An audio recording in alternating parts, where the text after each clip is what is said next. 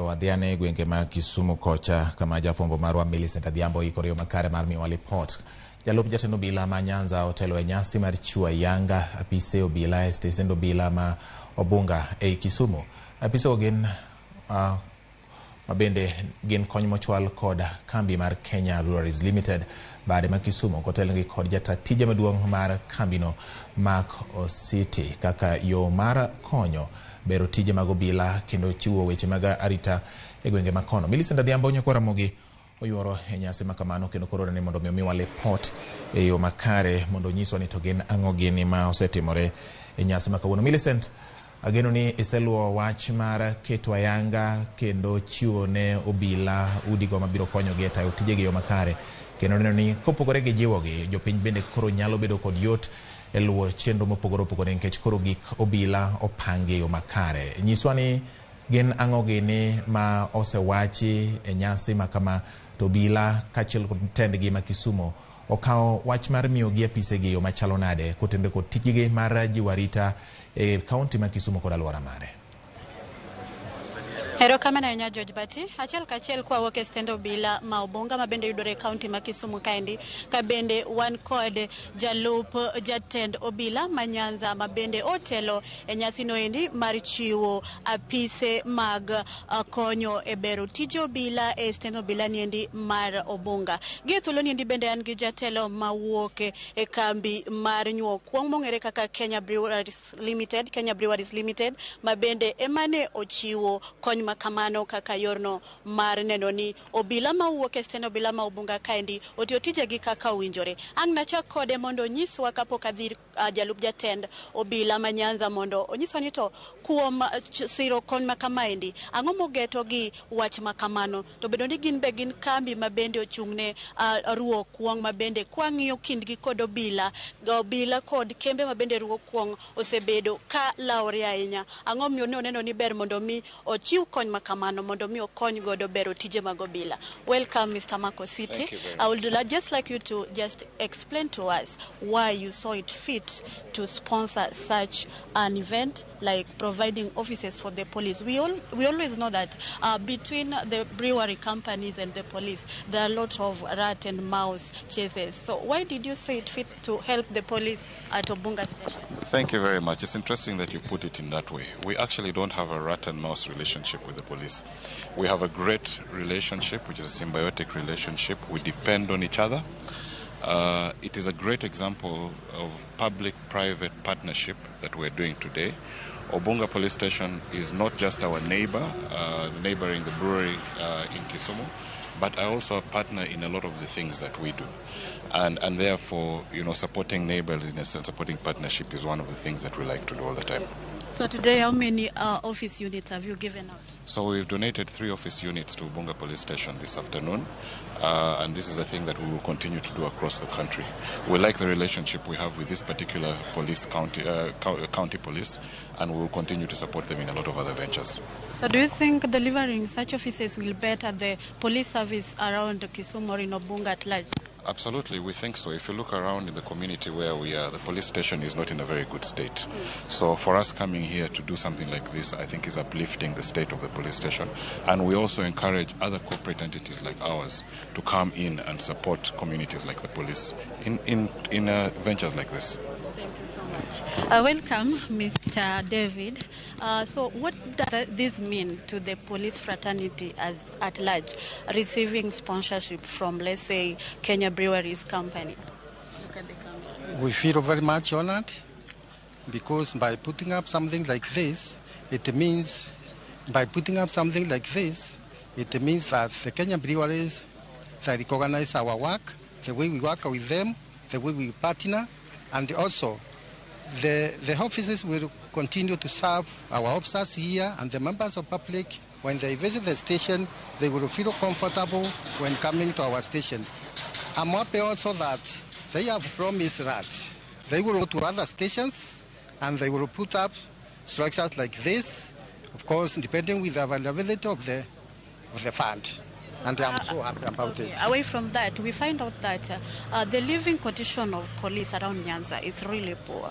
What are you, as the head or the the government planning to do about that to improve their living condition? More sure we find out that they usually share houses. So is the government planning to do that as a way of bettering the sector of police? The government is planning to better the working condition of the police and also to make sure that they are comfortable where they are staying by putting up the stations so that where they work, they will feel comfortable. So in short, I can say the government is doing its level best to make sure that our officers on the ground are comfortable where they are working. Are there plans of restoring stalled of houses? That one I cannot answer now. Yes. Okay, so what is your last relevant information that you'd like to put across in relation to what has happened here today? What I can say that they can encourage our officers to serve members of public better and also to make sure that they partner and work together with other people around them. In matters of security, we find that Kisumu, there's a lot of muggings around. Do you know something about that, and can you say anything about that? I have no statistics. When you are saying there are a lot of mugging, that one I cannot confirm. But what I can say, our officers are working around the clock to make sure that the people have the right environment to do their daily activities. Thank you.